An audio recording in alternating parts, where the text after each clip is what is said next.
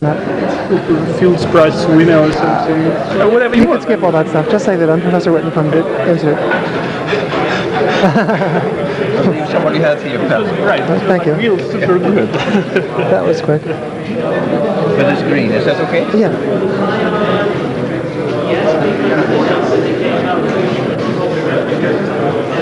We'll wait 1 more minute, Okay. if you don't mind. Yes. I was reading your papers with Cyber. First, I like them very much, and Thank you. as well as yesterday your talk. But somehow this invoke my associations with my old paper with FADEF, you know. Our speaker today is Professor Edward Witten from the Institute for Advanced Study, and he will be talking on strong cognitive dynamics of sleep theory. Thank you. Is this on? Yeah. Well, as many of you know, in the last 15 years or so, there's been a lot of interest in theories of quantum gravity and particle physics derived from string theory. And one of the main attractions, of course, is that via string theory you get consistent theories that include gravity in quantum mechanics. And another motivation is that qualitatively particle physics comes out very nicely. But one of the attractions has always been the high degree of uniqueness. In field theory, you can take any set of elementary fields you want and write down any Lagrangian you want. But in string theory, the rules are much tighter, and there are just a few of them. But there used to be something a little bit embarrassing. 10 years ago, you'd give a seminar on this, and you'd say, there's this fantastic structure, and it has a high degree of uniqueness, and there are 5 of them. Well, what I'm going to try to convince you today is that there's really only one string theory. That all these fantastic things, all these 5 theories, are really different manifestations of the same thing. And for interest, we also get 11-dimensional supergravity as part of the same story. So all these fancy theories that have fascinated theoretical physicists so much are really different manifestations of the same thing that we really don't understand. Well, we're going to learn all this. See, we can't learn all this for weak coupling, because for weak coupling it doesn't appear to be true. We're going to learn all this. The mic is working, isn't it? Yeah. We're going to learn all this by going to strong coupling, by finding out what happens when the coupling is strong, and then learning new lessons which will ultimately enable us to conclude, among other things, that apparently there's only one big string theory up there.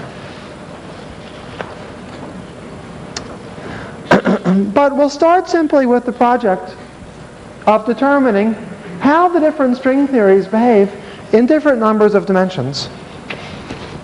So that means, most simply, we take a 10-dimensional world, which is our d-dimensional Minkowski space times a torus. We take the string coupling constant to infinity. So roughly speaking, we take Newton's constant to infinity, keeping fixed the radius of the torus. And we ask what happens. Well, that's the kind of question you're supposed to not be able to answer. You're supposed to not be able to say what happens for strong coupling. You can't say it for QCD except by numerical simulations. And normally in physics you can't say what happens for strong coupling. But in the last couple of years one has learned in supersymmetric field theory, I explained a little bit of this yesterday in the math department, that often in supersymmetric field theory you can learn what happens for strong coupling. And here we'll see that apparently in string theory you can determine what happens for strong coupling. Now the reason you can, the reason you can determine what happens for strong coupling is that when you try to determine it, you get what looks like a hopeless mess.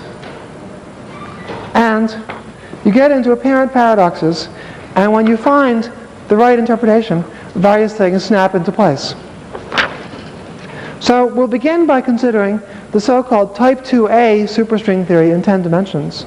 The bosonic field are the metric tensor, a scalar usually called the dilaton, and a two-form or antisymmetric tensor field B. Those come from the Nevers-Schwarz sector, and from the Ramon sector there's also a U1 gauge field A, and there's a three-form A sub 3.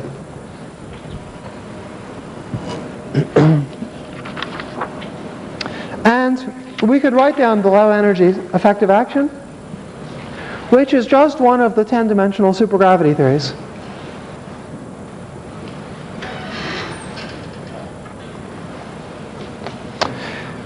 And then, well, Newton's constant is this factor in front essentially, but the string coupling constant is usually called e to the phi.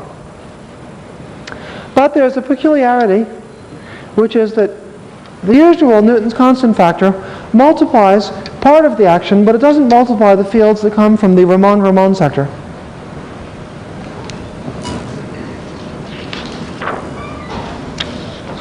Well, since the theory has a U1 gauge field A, you can imagine particles that are electrically charged coupling to this U1 field. You can imagine them, but they're absent in the elementary string spectrum. But although they're not present in the elementary string spectrum, perhaps they're present non-perturbatively. Well, if such charges exist, then this electric charge appears as a central term in the supersymmetry algebra, and you can use the supersymmetry algebra to prove an inequality that a particle of mass of charge W has a mass which is at least the absolute value of W divided by lambda, where lambda is the string coupling constant, the square root of Newton's constant.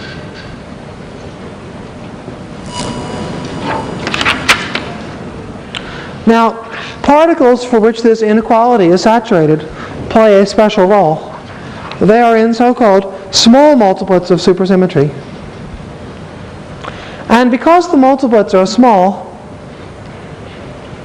it's like representations of ordinary groups that depend on some parameters, but for certain values of the parameters, you can construct smaller unitary representations than for generic values of the parameters.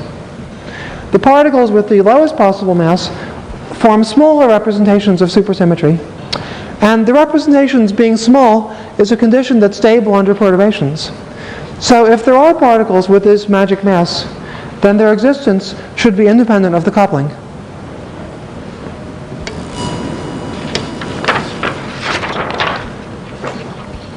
Well, in recent work, Hull and Townsend pointed out that below 10 dimensions, such states must exist because of some of the new stringy duality symmetries that I'll be reminding you a little bit about later on, and proposed that these states originate as extreme black holes.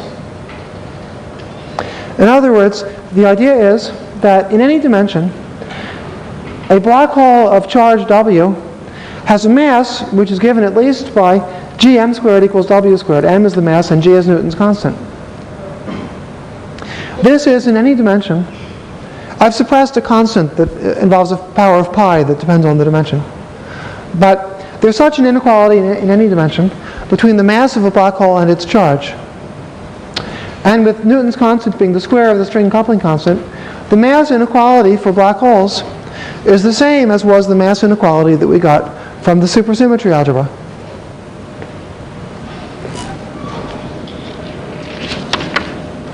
And that's no coincidence. It's related to the fact that extreme black holes are invariant under some supersymmetries and correspond upon quantization to these small multiplets. So extreme means? Extreme black holes means black holes with the smallest mass for given charge. If you look up in four-dimensional general relativity, you'll find general relativity books usually deduce this in 4 dimensions, but there's a similar formula in any dimension. For a given electric charge, there's the smallest mass that you can have for a black hole.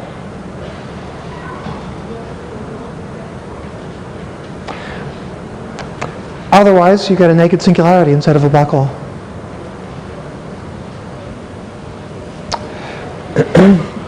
And you see, if you fix the electric charge, a black hole will presumably radiate by the Hawking effect and lower its mass, and presumably it will keep lowering its mass until it reaches this magic value, the lowest one which is allowed.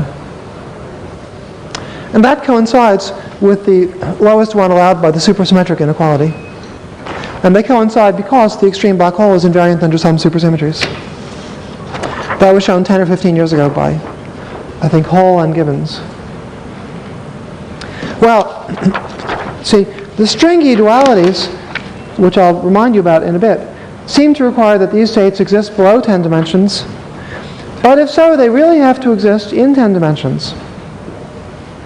Because if in 10 dimensions the mass of the lightest charged state was bounded above that limiting value by some constant, then the same would be true after compactification on a sufficiently big circle. So they can't really exist below 10 dimensions unless they exist in 10 dimensions. Well, apart from everything else I'm going to tell you, the existence of these states has an interesting consequence, which is that, you see, these would be particles with masses of order 1 over lambda, in contrast to solitons, which have masses of order 1 over lambda squared.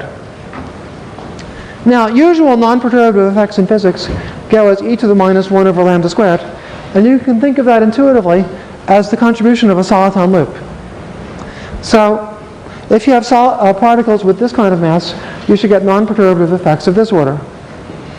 So on this grounds, we conclude that at least this string theory has non-perturbative effects bigger than the usual non-perturbative effects seen in most physical theories. That's been conjectured previously from matrix models and analogy with QCD in the 1 over n expansion by Schenker.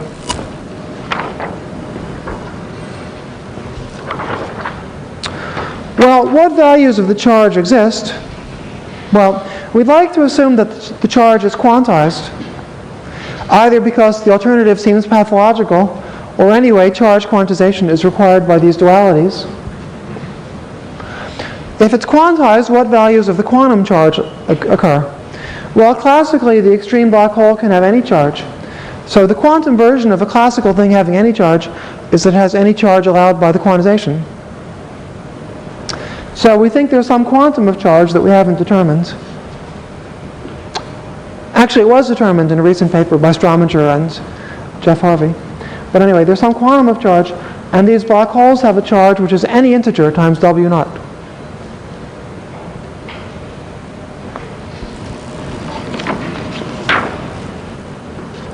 So for every integer n, we expect a supermultiplet whose spins go up to 2.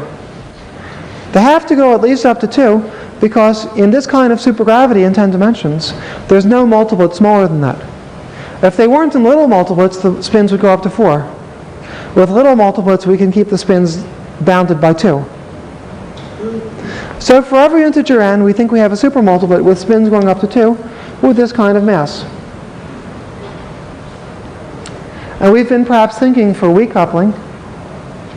But because they're in small multiplets, their existence and their mass, their existence is independent of the coupling, and their mass is given exactly by this formula. So let's simply have the daring to follow that formula into strong coupling. Well, do we indeed dare? Well, of course we might dare simply because there's the supersymmetric argument that the formula is exact. But the other reason we ought to dare, I think, is that similar daring has now, in the last few years, been extremely successful at illuminating the dynamics of supersymmetric gauge theories in 4 dimensions. I mean, there are more tricks, but one of the most basic tricks is just having the daring to follow such formulas into strong coupling. And now, many things that were totally beyond reach analytically in 4-dimensional gauge theories are now under control, at least in the supersymmetric case, through daring such as this, with the result that now in 4 dimensions we have quantitative models exhibiting quark confinement, chiral symmetry breaking, confinement with and without chiral symmetry breaking with and without confinement, composite massless fermions with and without chiral symmetry breaking, and so on.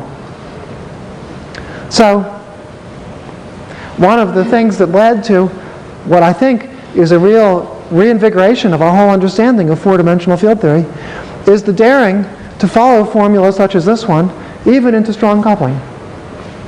So let's apply that same daring in string theory.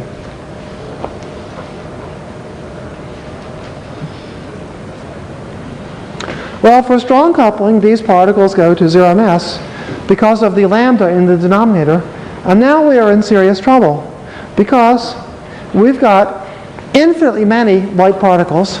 That already can hardly be a local field theory. But even worse, we've got light particles of spin 2, and they're electrically charged to boot. So what kind of sensible theory can have light electrical charges in 10 dimensions? Well, it can't be any kind of 10-dimensional local field theory. But There's a very simple way to get such a spectrum. The spectrum looks very much like what you get if you take an 11-dimensional theory on R10 times a circle and dimensionally reduce it. In other words, you expand in harmonics on the circle so that one field in 11 dimensions becomes infinitely many fields in 10 dimensions. And then the electrical charge in 10 dimensions is just the eigenvalue under rotations of the circle. And there are infinitely many, and there's a multiplet for every charge, because the functions on the circle have one harmonic e to the im theta for every m. Moreover, there's an 11-dimensional theory with just the right properties, namely 11-dimensional supergravity. So I make my proposal that the strong coupling limit of type 2a superstrings in 10 dimensions is 11-dimensional supergravity on R10 times a circle.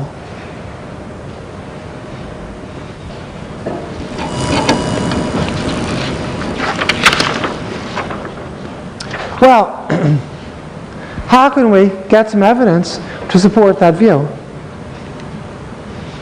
Well, there's a very preliminary test we ought to make. You see, we can take 11-dimensional supergravity. It doesn't have any parameters except Newton's constant, which I said I'm working in units where that's 1, where the 11-dimensional Newton constant is 1. And we can formulate it on R10 times a circle and give the circle a radius r. And then the effective 10-dimensional theory will have the same spectrum and the same supersymmetric invariance as type 2a superstrings. But when you match up the parameters more precisely, you find that the relation between the string coupling constant and the 11-dimensional radius is that the radius goes like lambda to the 2/3. This is a very fundamental formula that avoids a contradiction, because it shows that when the string coupling was weak, the radius was small. And of course, when the radius is small, for instance, for weak coupling, it's sub-Planckian, 11-dimensional supergravity isn't a sensible description. That's okay, because weakly coupled string theory doesn't look 11-dimensional. On the other hand, this theory doesn't look like string theory, but that's all right, because when the radius is big, the string coupling constant is big, or we don't know directly.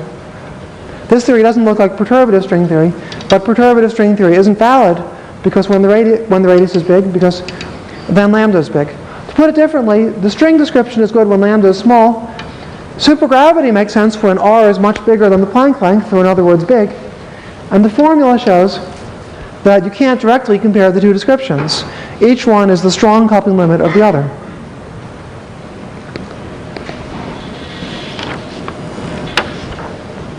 So at least we avoid an immediate contradiction. Moreover, the formula shows that if true, the description is useful. When the string coupling constant goes to infinity, the radius goes to infinity, and then the 11-dimensional supergravity is compactified on a length scale much above the Planck scale, at which supergravity is weakly coupled, and the 11-dimensional theory is a useful description, weakly coupled at compactification scale. So the discussion at least makes sense, and if it's true, it gives an effective determination of the strong coupling behavior. That is, the strong coupling behavior of the string theory is weakly coupled in terms of the 11-dimensional supergravity.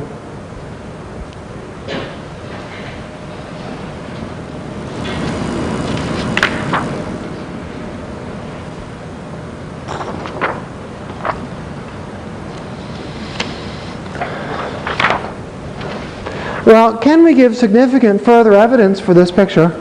And in particular, can we see signs of Lorentz invariance between the 11th dimension and the original 10? The most striking thing about this is the appearance, when we go to strong coupling, of an 11th dimension that comes out of thin air. And moreover, there should be perfect symmetry between the 11th dimension and the first 10, because 11-dimensional supergravity has that symmetry. Well, I claim we can find evidence for this using the duality symmetries that string theory is believed to possess below 10 dimensions. And here I'll be comparing especially to some of the ideas of Hull and Townsend. And by the way, some of what I've said so far also overlaps with remarks in a subsequent paper by Townsend. Well, the duality theories, symmetries of string theory, at least type 2 string theories, really come from another 10-dimensional phenomenon. If we took, I said at the beginning that 10 years ago we had the embarrassment that there were 5 consistent string theories plus a close cousin, which was 11-dimensional supergravity. I promise you that by the end of the talk we'll just have one big theory. So one of those other 5 theories was the type 2b theory in 10 dimensions. And as a classical theory it has SL2R symmetry. Hull and Townsend proposed that an SL2Z subgroup of this is a symmetry of the type 2b superstring theory. See, the motivation is in part that the symmetry of the string theory can't be a subgroup that's bigger than SL2Z. So this is the most optimistic possible assumption. And when you check the most optimistic possible assumption, it turns out that things work out. For instance, in the computation that I'll mention presently. Well, if this hypothesis is true, it determines what the type 2b theory does in 10 dimensions. Its strong coupling limit is the same as its weak coupling limit because of SL2Z. Completely different from what happened for type 2a. I proposed that the type 2a theory for strong coupling lands us in 11 dimensions, while the type 2b theory for strong coupling is just itself again. Well, they're completely different in 10 dimensions, but below 10, see, in winnowing the number of theories below 5, one bit of winnowing that was done some years ago by Stein, Seiberg, and by Polchinski and Lee and Dye was that the 2a and 2b theories below 10 dimensions are equivalent by what's called T-duality, a better understood symmetry of string theory, which is the statement that there's a minimum length because the radius r is equivalent to a radius alpha prime over r. Alpha prime is 10 to the minus 32 centimeters squared.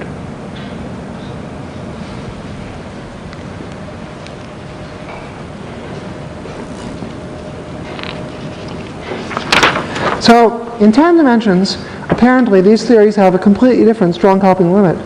But below 10 dimensions, they're equivalent. Now, if you compactify the type 2b theory below 10 dimensions, it gets a non-classical symmetry group that we know about. Non-classical means a symmetry group that field theory wouldn't have, but that the string theory has, and which we definitely know about. It's a generalization of r going to alpha prime over r. And in d dimensions, it's this discrete subgroup SO10 minus D, 10 minus D, an integral form of that group. This doesn't commute with SL2Z, and together they generate a bigger group, which is the U-duality group G. And this G is an integral version, as Howe and Townsend point out, of the strange non-compact symmetries that were discovered many years back for supergravities. Various of these supergravities in different dimensions have non-classical symmetries, for instance E7 in 4 dimensions. And in 4 dimensions, G would be E7. An example of this is that in D equals 4, G is just an integral form of E7.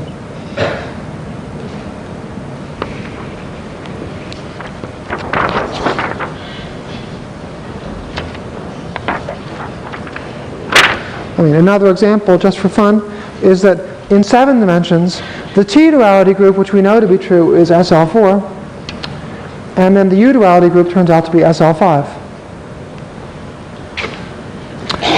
Well, in supergravity, one has these symmetries, but the non-compact symmetry is always broken down to its maximal compact subgroup. For instance, in this example, the maximal compact subgroup is SO5.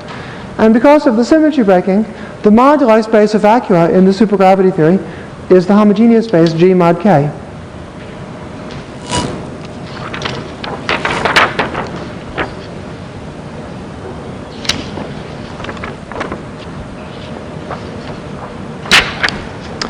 The string theory has precisely the same moduli space of vacua because that structure is completely determined by the low energy supergravity.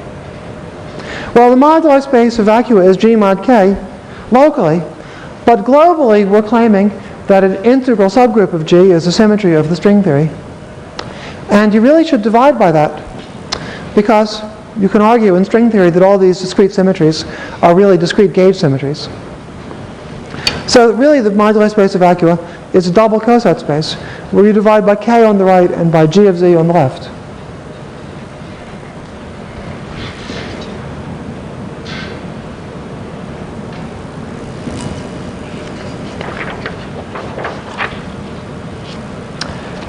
So that's the basic symmetry. There's this integral g of z symmetry. And what are the physical degrees of freedom? Well, among other things, you have massless U1 gauge bosons, and they transform in a representation of G. For instance, in 7 dimensions, which I'm giving as an illustration, G is SL5, and the representation is the antisymmetric tensor, which is 10-dimensional. There are therefore 10 gauge charges, and just as in 10 dimensions where there was one such charge, here there are 10 of them. They appear as central charges in the supersymmetry algebra. And then we get, once again, a mass formula that the mass of any particle is bounded below by a certain formula that involves the central charges. Now, there's a computation I'm not really going to do before your eyes, but it's a definite computation. We have this moduli space of vacua, and it parameterizes everything, including the string coupling constant, or Newton's constant if you wish, and the radius of the extra dimensions and everything. So if you want to know how the theory behaves for strong coupling, that just means what happens when you go to infinity in G over K, or really in this double coset space. So we want to determine what happens when we go to infinity, and the way we'll determine what happens is we'll first use the supersymmetric formula to get the mass spectrum, and then we'll see how the mass spectrum behaves when you go to infinity. Elementary question, but does the concept of the double coset space make sense mathematically? Yes. It's not a homogeneous space. A double coset means that you divide on the right by something and you divide on the left by something else. And actually the kind of double coset space that appears here, where you divide on the right by a maximal complex subgroup and on the left by an integral form, is one that the number theorists are very fond of. I can't claim to shed very much light on why, but that's a fact of life. There doesn't exist in whole formulating like the standard coset spaces? Well, I don't know what properties you want it to have. But I'll just mention one example. If you take SL2R, this is an example that comes in for some theories in some dimensions. The maximal compact subgroup is SO2, or U1, and the integral form is SL2Z. And then that double coset space is the moduli space of Riemann surfaces of genus 1. Because SL2R mod SO2 is the upper half plane, and dividing by SL2Z gives us the usual fundamental domain. So these things are generalizations of the moduli space of genus 1 curves.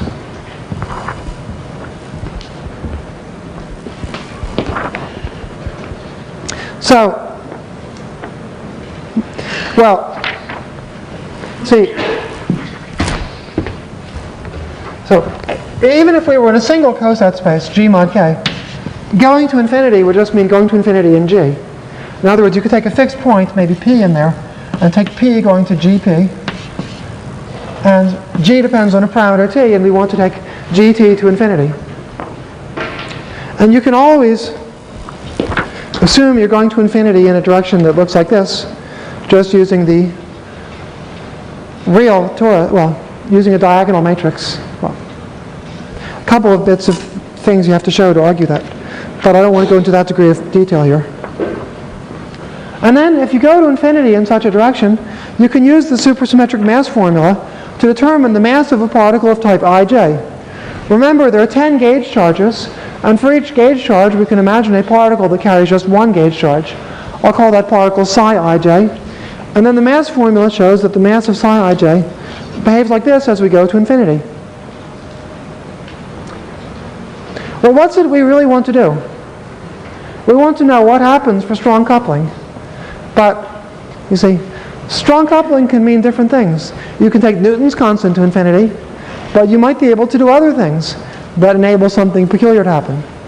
So what we want to do in general is to go to infinity in all possible directions, including the direction where Newton's constant goes to infinity. We want to let all the peculiar coupling constants go to infinity and figure out what happens in any limit. So by what happens, I mean I want to determine the low energy, the long distance effective theory when the coupling is big, when some of the couplings are big. And so the long-distance effective theory generically has only the massless particles we know about. But in some limits, extra light particles might appear. So we want to find all limits in which extra massless particles appear, except that we're really only interested in the maximal degenerations, where as many massless particles get light as possible. So you could have a limit where particles A and B become massless, and then if you perturb it by a relevant operator, you could give B a mass. So the basic case is to let E and B be massless together. You can always turn on some small perturbation that gives a mass to one of them. So what's really fundamental is to go to infinity in such a way that as many particles as possible become massless, and that gives the most complicated answers, and then those answers have relevant perturbations that give masses to some of the particles. I'm saying this too quickly, and I haven't justified everything I've said, but it turns out that way. So if you pose it that way, you find that there are two directions of going to infinity where as many massless particles as possible emerge. One of them is this, and corresponds to weakly coupled string theory, and the other one is this, and corresponds to 11-dimensional supergravity. When I say it corresponds to it, what I mean is that of the 10 types of particles, 6 are light in this limit, which is the correct number for the string theory if you think it through, and 4 are light in this limit. And 4 is the correct number for 11-dimensional supergravity toroidally compactified to 7 dimensions. Because there are then 4 circles and 4 types of Kaluza-Klein winding modes that get light when the torus becomes big.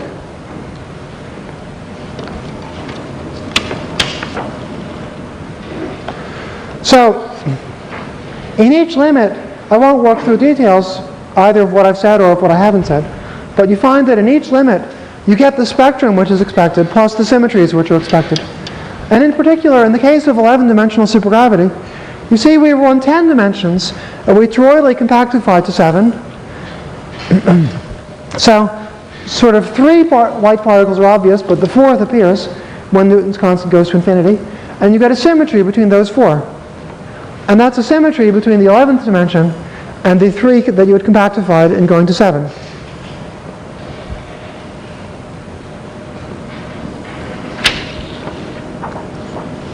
So, in each case, you get the symmetries you expect, including traces of 11-dimensional Lorentz invariance in the case of 11-dimensional supergravity. Well, I haven't given a proper account of this, and I can't. Well, I could give a somewhat more proper account if I skip the second half of my talk. But to summarize it overall, what happens is that if you assume the duality symmetries that string theory has been suspected to have, then you can analyze all the strong coupling limits, the limit where Newton's constant or anything else goes to infinity, and you completely determine all the strong coupling limits, and you find that everything is either equivalent to weak coupling again, or it goes over to 11-dimensional supergravity with a big torus where the effective coupling is weak.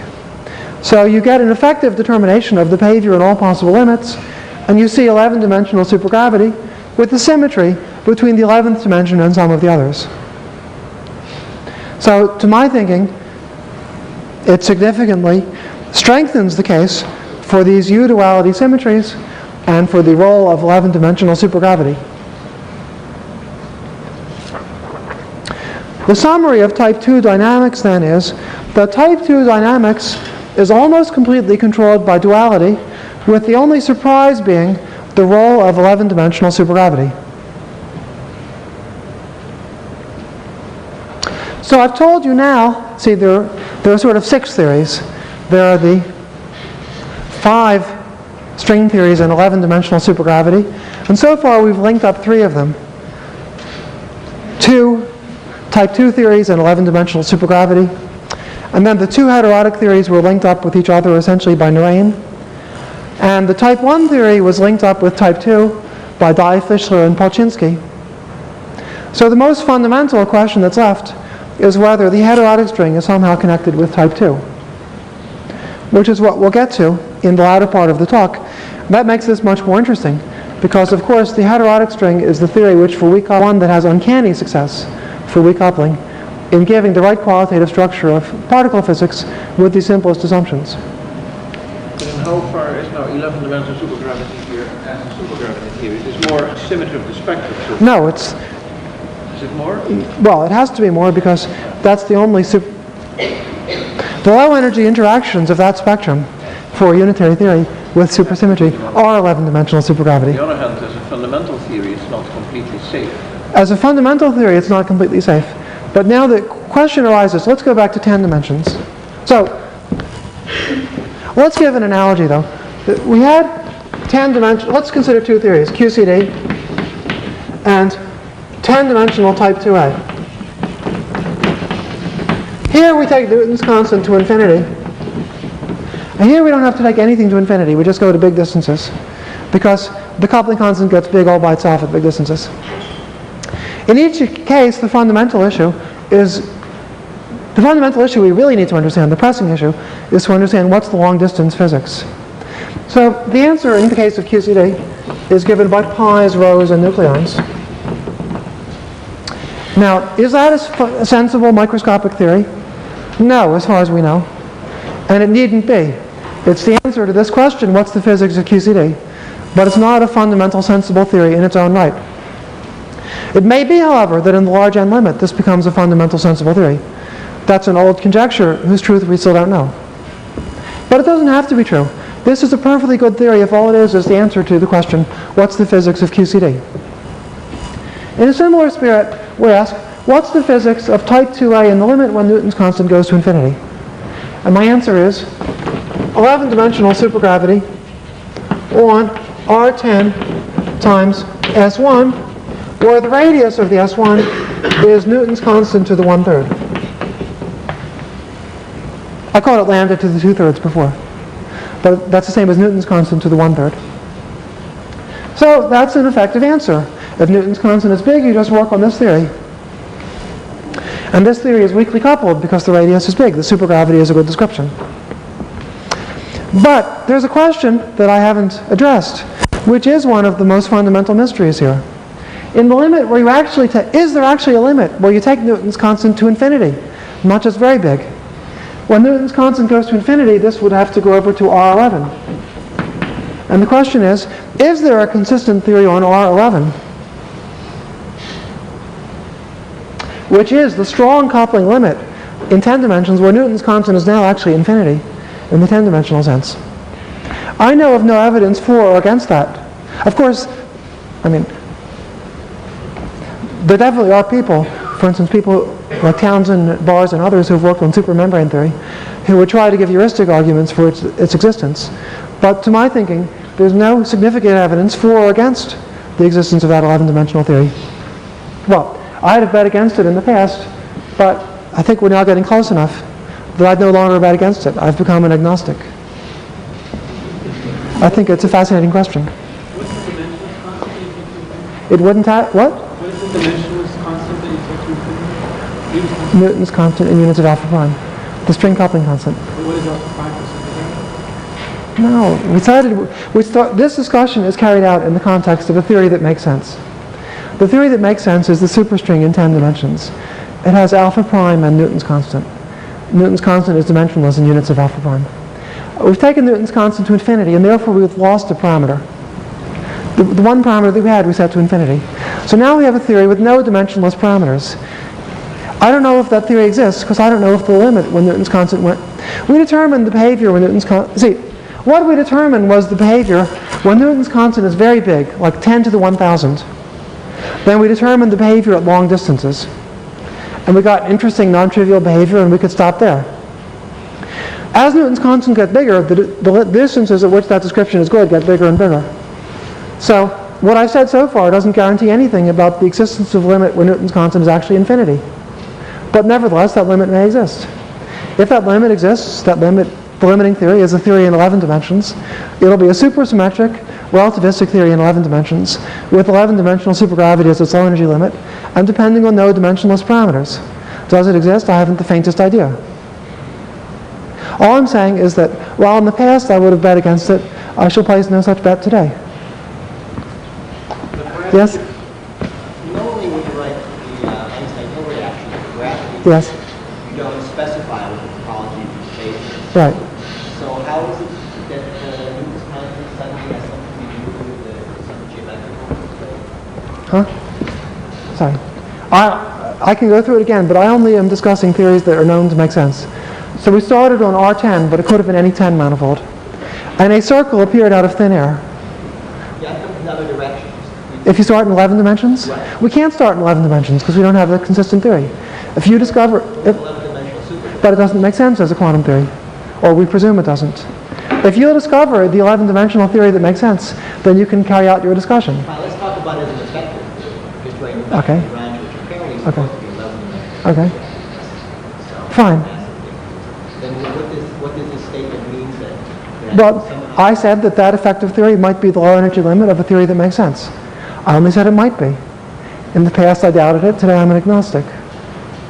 But what did you bring to the idea that it was membranes that might be that used? Well,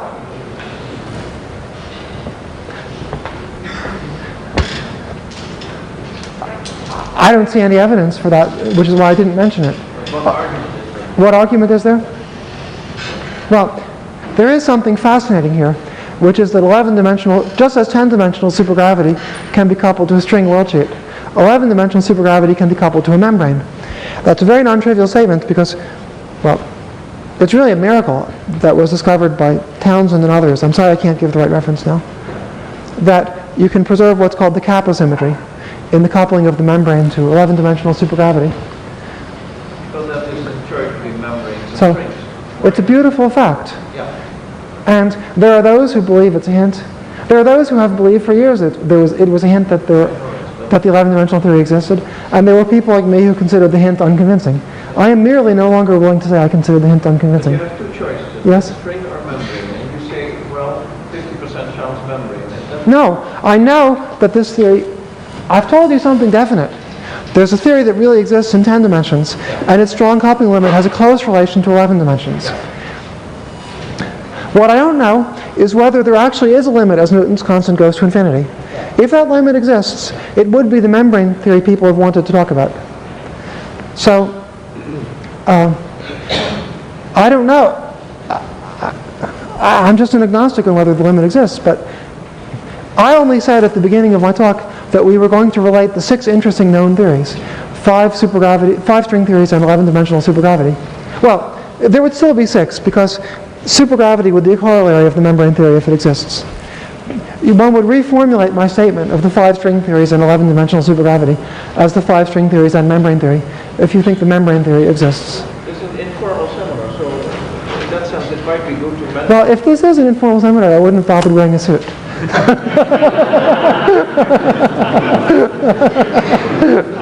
But anyway, feel free to go ahead, Peter. I don't wear a suit, but It might be good for people to point out that the membrane is a generalization of string theory, Yes. but it has problems. First, it's non-renormalizable. Yes. String theory is renormalizable, and therefore people don't even know how to start the Yes. conversation. So what you allude Yes. to is an enormous new program. If you That's right. Well, I don't think it's a program that will be solved that way. If it's correct, I do believe if it's correct, humans will eventually do it. But I think they'll do it in a completely different way. The reason I think so is that the string theory had a coupling constant, but we took it to infinity, so we don't have a coupling constant anymore. Now we have a theory with no free parameter, so it won't have a Feynman expansion, and membranes won't. See, membranes aren't any good, as membrane theorists implicitly know, although they don't like to put it that way, because papers on membranes failed to make sense out of quantum membranes. What the membrane theorists could have strengthened their case if they had said not merely that membranes aren't any good, but membranes shouldn't be any good, because there isn't a dimensionless coupling constant in the theory that they're trying to describe. So, membranes aren't and shouldn't be any good, and therefore the question is there some other reason you can discover that theory should exist? Good question, I don't know. All I can safely say about it is that it would be pretty interesting to know about it. Well, I have the choice of talking twice as fast or not finishing in time because of all the questions. Or of course I could lop out half of the rest. I'll try to make a compromise. We're getting extended time. Well, I appreciate your remark, but I didn't hear a unanimous vote by the audience. This is actually a custom that the speaker begins and then it goes longer. Okay. So please, Well, I wouldn't want to break your customs here. already did, which you should. Okay, but whatever you like.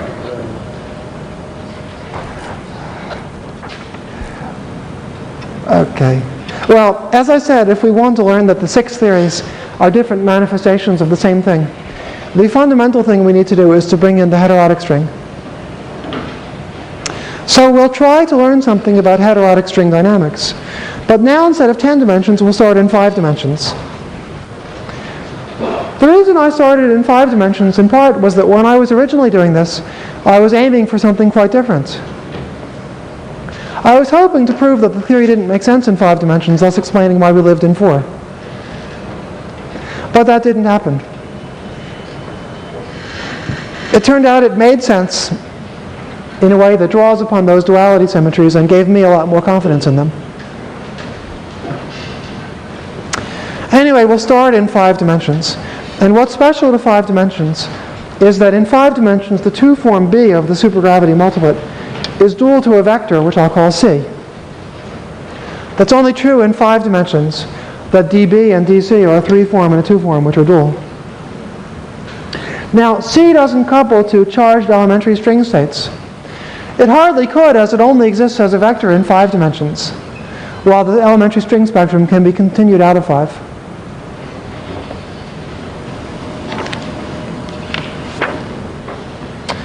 But it's easy to find charged particles that couple to C. This is different from the first case I gave you. We have the same puzzle, a U1 gauge boson, for which it doesn't couple to elementary string states, and we wonder what it couples to. But while in the other case we needed to speculate about extreme black holes, or at least charged black holes, here there's a definite answer that I can just give. An answer that's definitely true. So we've got the equation that's related to anomaly cancellation for the field strength H of the 2 form. But in terms of C, that tells us that the dual of the instanton density is the electric charge density for the dual vector. So we learned that instantons, good old Yang-Mills instantons, good old 4-dimensional Yang-Mills instantons that we usually use for other purposes, are electrically charged particles in 5 dimensions for this theory. And therefore we know the mass of an electric charge. The mass of the electric charge is the action of the Yang-Mills instanton, 16 pi squared over lambda squared, times the absolute value of the instanton number, which is the electric charge. Now, just as in our other case, it's very, very plausible that that formula is exact because of the self-duality of the classical instanton solution, which causes the multiplet to be small, and the supersymmetric analysis strongly suggests that the formula is exact. And if we accept that the formula is exact, we can try to follow it into strong coupling just as we did before. Now there are a couple differences. One is that we're discussing a particle that we know about definitely, related to Yang-Mills instantons, whereas in the other case we needed black holes. And the other is that we have a 1 over lambda squared, which is the conventional behavior of a soliton, whereas the other case had an unusual 1 over lambda. But otherwise, we follow in the formula to strong coupling.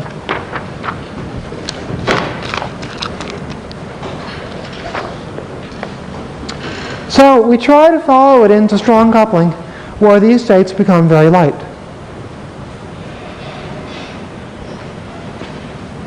And just as in QCD, or in our previous discussion, we want to determine what are the light states for strong coupling, and we want a reasonable description of their dynamics. Reasonable means an effective, useful description. A description that will be weakly coupled. We want to find a description that you can really use to effectively calculate the properties.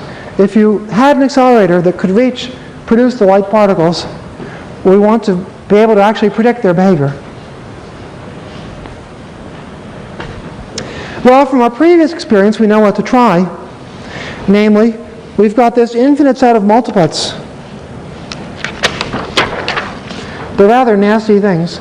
Now they are massless charged spin 1 particles. I mean light charged spin 1 particles for large lambda, infinitely many of them. But we know what to try to do. We interpret it in terms of Kaluza-Klein modes on a circle. So we conjecture that the strong coupling limit on 5 dimensions shall involve some kind of a theory on R5 times a circle, where the circle grows when the coupling goes to infinity.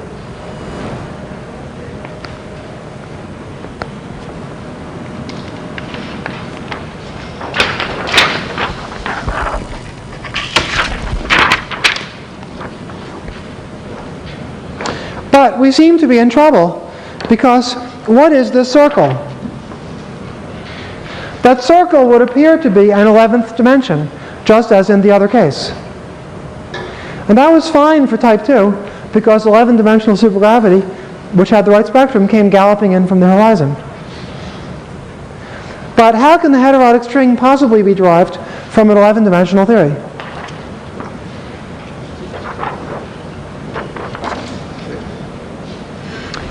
Now, it's true that there were 5 other dimensions hanging around, so you could think of trying to use one of them.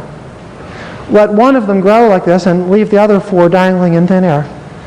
The trouble with that is that the 5 compactified dimensions that were already there carry some symmetries. For instance, the T-duality symmetries of the compactified string theory. And none of them is a singlet under those symmetries. And here we need to pull out one of the 5 dimensions that would have to become a singlet, leaving the 5-dimensional T-duality symmetries to be carried by 4 dimensions, which sounds impossible.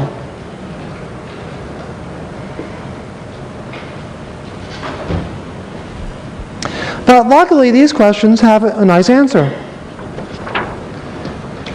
In fact, there's an already conjectured relation of the heterotic string to type 2, which is the proposal that the heterotic string on R6 times a 4 torus is the same as type 2a on R6 times a K3 surface.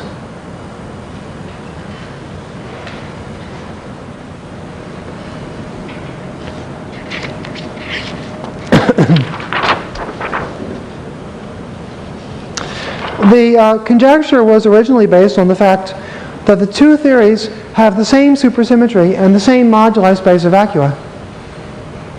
A Sabin, which locally is due to Narain for the heterotic string and Seiberg for type 2.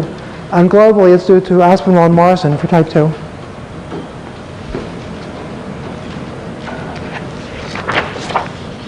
But I'll give some additional arguments for this conjecture.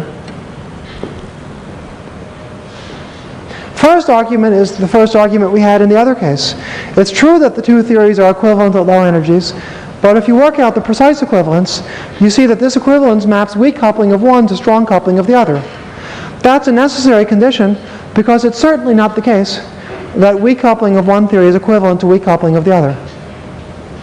If this particular point came out the other way, we could say that this conjecture was false. Point 2 is that this conjecture will cure our puzzle in 5 dimensions.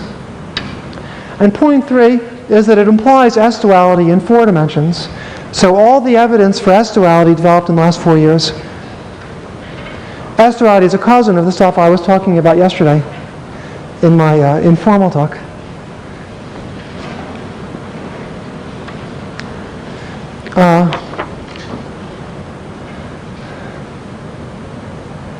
Then all the evidence, the fact that S-duality is a corollary of this is a strong hint that this should be, since S-duality seems to be true, is a strong hint that this seems to be true. And then, well, there's an interesting point that the points in moduli space where the heterotic string gets an extra gauge symmetry have the ADE symmetry of one corresponds to an ADE singularity of the other. And then finally we'll get an attractive picture of the dynamics in 7 dimensions. The last point is that Sen, and especially Harvey and Strominger, showed in the last couple of weeks even, that you can even realize the heterotic string as a soliton in the type 2 theory. Well, I'm really going to just be very sketchy and give a hint, because I'd like to come pretty close to finishing on time.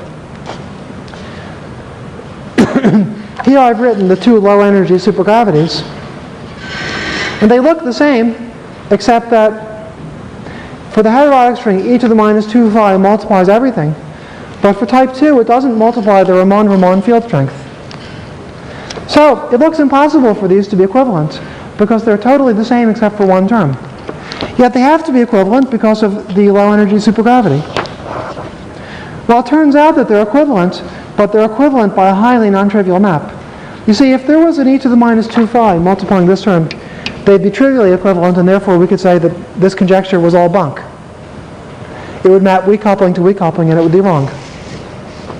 Luckily, one of the two theories is missing a term the other has, and therefore it takes some magic to make them equivalent even at low energies. And the magic involves exchanging weak and strong coupling, making a Weyl transformation, and making a duality transformation for the 2 form. This uses the fact that in 6 dimensions a 2 form is dual to a 2 form.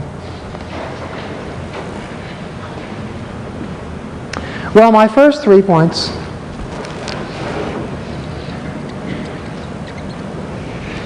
follow from the structure of this transformation. The first point, for instance, says that weak coupling of one is strong coupling of the other, and that's why we avoid an immediate contradiction, but that gives us the beauty. If the conjecture is true, it determines the strong coupling limit of either of these two theories in an effective fashion, it simply being the weak coupling limit of the other one.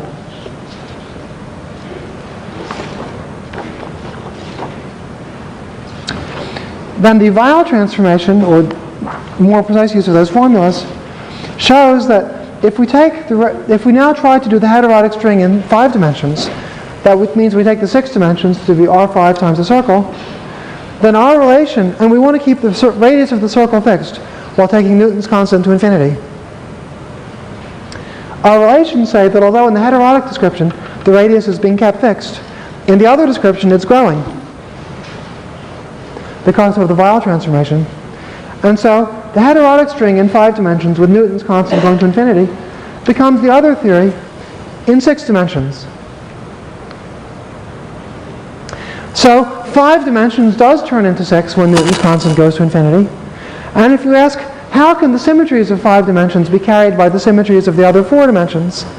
That takes a little bit of magic and has to do with the mapping between the moduli spaces of the 2 different theories that was mentioned before.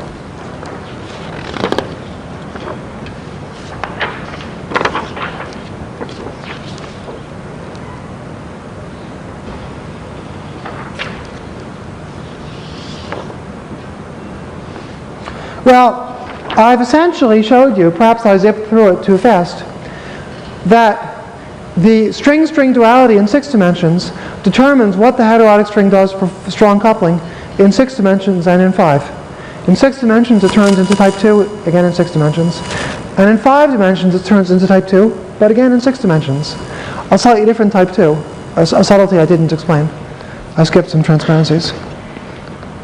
Suppose we want to know what the heterotic string does in 4 dimensions. Well, when Newton's constant goes to infinity, the obvious thing is to take the 6th world to be R4 times 2 circles and try to use the string-string duality to map it onto type 2. If you do that, you get a true statement, but not a useful one. It's not useful because the effective coupling at the relevant length scale is big. Remember, what we want to get is to usefully determine the strong coupling limit in the sense of getting a weakly coupled description. Here we get a description that's again strongly coupled. But there's an amazing way, foreseen by Duff, of getting around this.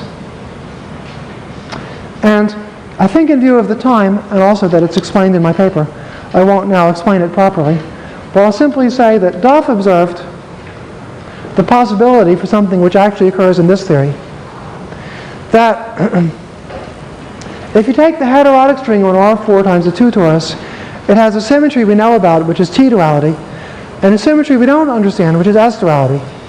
And likewise, type 2 has a symmetry we know about and a symmetry which we're not sure of. But Duff pointed out a mechanism by which this string-string duality would turn the symmetry we understand into the symmetry we don't understand. And that mechanism is realized here. So this string-string duality in 6 dimensions implies S-duality for both theories in 4 dimensions.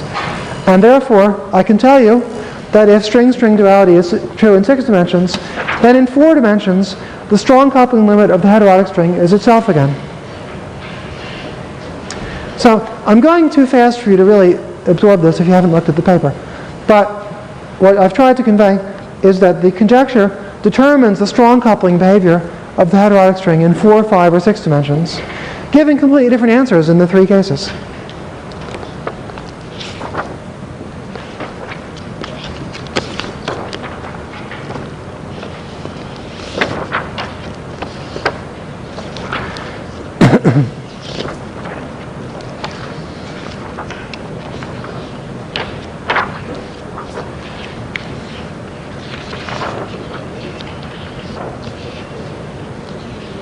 Well, I have 2 more points I'll mention briefly. Well, the first one is a point I don't really understand. Subsequent work by Harvey and Strominger sheds a little bit of light on it, but I won't try to absorb that today in this talk. But one of the strange things, I'm just going to tell you an interesting fact, which is suggestive, but doesn't really explain the phenomenon. The heterotic string on R6 times the 4 torus, its most interesting property is no doubt that it gets enhanced gauge groups with an ADE classification at many special points in its moduli space. At precisely those points, the K3 in the equivalent type 2 theory can be shown, I explained this in my paper, to develop an isolated singularity with the same ADE classification. So this one is trying to imitate this one. And Strominger's last paper, well, the last 2 papers they wrote, even perhaps sheds light on the mechanism by which it happens.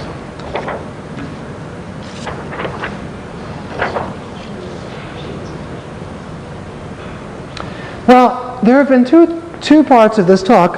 One got a little bit blue shifted, the last one, and the first one got a little bit red shifted. They were meant to be more nearly equal in length. But you may have noticed a certain disharmony between them. In the first part of the talk, we related a 10-dimensional theory to 11-dimensional supergravity. See, in the first part, we related type 2 to 11 dimensions, and in the second part, we related type 2 to the heterotic string. Well, if both statements are true, shouldn't 11-dimensional supergravity be more directly relevant to the heterotic string? In my last point, I'll propose a situation where that seems to be true. The strong coupling limit of the heterotic string in 7 dimensions seems to be 11-dimensional supergravity on R7 times K3.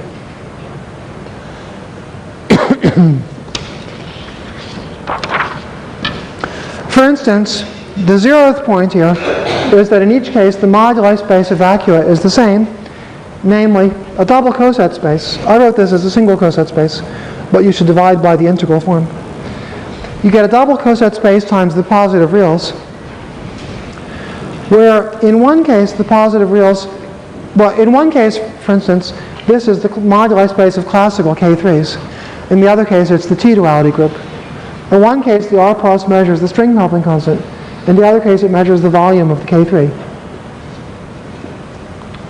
Moreover, a sine qua non of this proposal is that when you match up the 2 theories, you find that they match at low energies in such a way that strong coupling of one goes to large volume of the other, and weak coupling goes to small volume.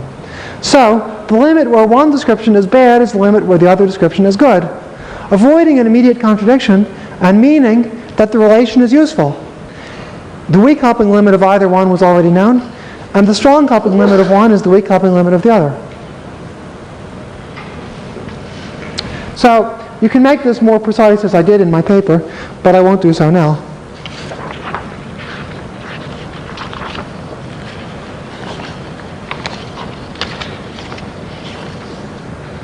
Well, we've determined, I think, the strong coupling behavior of all the type 2 theories in any dimension, and of the heterotic string in 4, 5, 6, or 7 dimensions.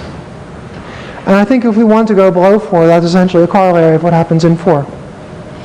But you might still ask about what happens to the heterotic string in 8, 9, or 10 dimensions. That hasn't been answered. There's an old conjecture by Strominger, of which I'm no longer as skeptical as I was, which was that the strong coupling limit in 10 dimensions was some kind of 5-brane theory, whatever that is. And there's another peculiar proposal about this that I made at the end of my paper, but which doesn't have evidence comparable to the evidence for the things that I've explained to you. We may make the amusing remark that the SO32 superstring and the type 1, the SO32 heterotic string and the type 1 string in 10 dimensions have the same low energy behavior, same low energy limit. And once again, they have the same low energy limit by a transformation that exchanges weak and strong coupling. So we can ask whether the heterotic string of strong coupling in 10 dimensions with SO32 is simply type 1. And if that's true, the another way that type 1 comes in, independent of what Dye, Lee, and Parchinsky did a few years ago. And if that's true, it would determine the behavior for both heterotic theories in 8 or 9 dimensions, leaving E8 times E8 in 10 dimensions as a mystery. Maybe that one has to be the 5-brane.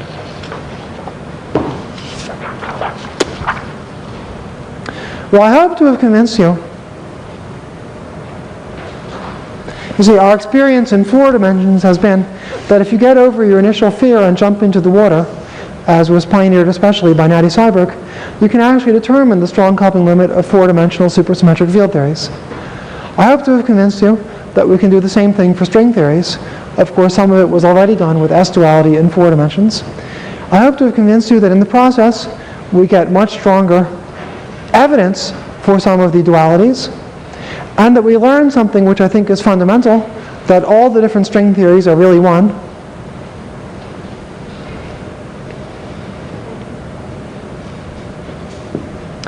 And we see, I think, for the first time, some of the completely new phenomena that occur when Newton's constant is big. Some of the new phenomena that we wondered about in past years or decades but didn't have examples of when quantum gravity is big. In string theory, quantum gravity makes sense. What does it do? Well, when it's weak, it doesn't do much. What does it do when it's strong? Well, it magically, among other things, it magically materializes new dimensions that weren't there. I'm sure it does many other things. I hope we'll learn some of them in the next few years. Thank you.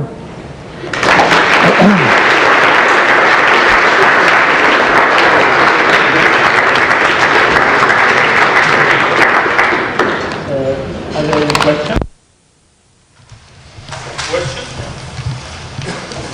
What would be involved in duality is so useful.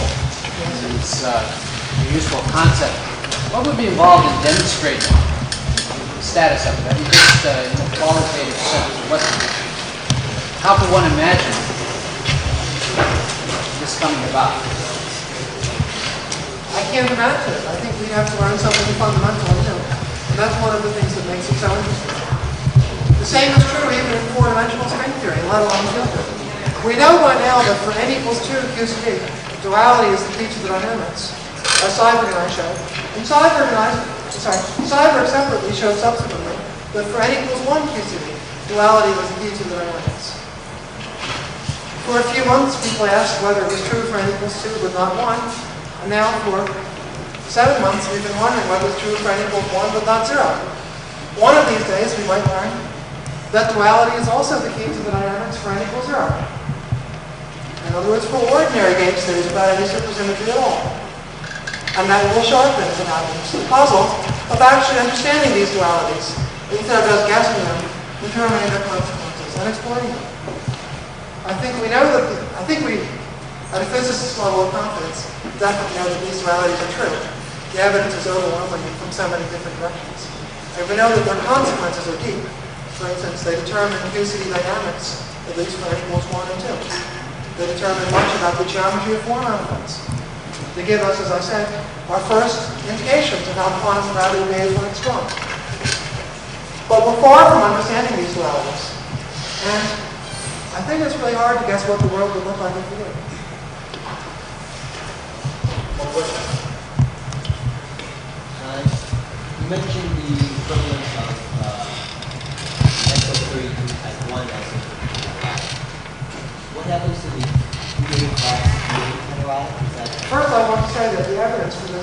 is very slight at best. So I mentioned this, let's even call it a speculation model. I made that speculation, and for E8 times E8 in 10 dimensions, I don't even have speculation. Although Strominger made what I call speculations on 5 things. That speculation didn't even have as much evidence in my opinion as this speculation has, although opinions were different. Now, below 10 dimensions, E8 times E8 and SO32 are equivalent. So in 9 and 8, they're equivalent. And therefore, either of these speculations is true is relevant to the theory below 10 dimensions. But that's kind of funny because you assumed it was true in 10 dimensions also. And there's this anomaly thing about SO32 and that and you can also have E8 plus E8 for 10 dimensions. No. I don't know what would happen. But we saw for type 2. Type 2A and 2B are equivalent below 10 dimensions. But in 10 dimensions, not only are they not equivalent, but their strong coupling limits are completely different. One of them has itself for the strong coupling limit, and the other one pops us in 11 dimensions. Willy-nilly. So the Hammond string can do the same thing. E8 times E8 and SO32 are equivalent below 10 dimensions, but in 10 dimensions, their strong coupling limits could be completely different. And I'm confused about your picture. It's saying you only have one string. And then one string for you and then With in the low limits. And occasionally we climb over the low mountain passes. When we climb over a low mountain pass, we learn something. And we've learned circuitous routes that take us over the low mountain passes, which enable us to map one theory to the other. Up there in the sky, perhaps visible from orbit. Visible from orbit, you can answer this question with probably say yes. Because you can satisfy a theory that doesn't give you a new theory, it gives you new reactions. Let me tell you, I'm going to state precisely my philosophy of these methods. A given theory has many manifestations and applications. If I have two theories A and B, and I can see that one manifestation of A is equivalent to another manifestation of B, I declare that that means that theories A and B are equivalent, and that the other manifestations of A and the other manifestations of B are all manifestations of the same thing that I don't understand it. That's my philosophy of determining the two theories are equivalent. In that sense, by climbing over some of the minor mountain passes, we've seen that the 5 theories plus one-dimensional supergravity are equivalent. And up there are the loftier peaks, and you have to get into orbit. And then all this presumably becomes obvious along with a lot of things. That's my philosophy.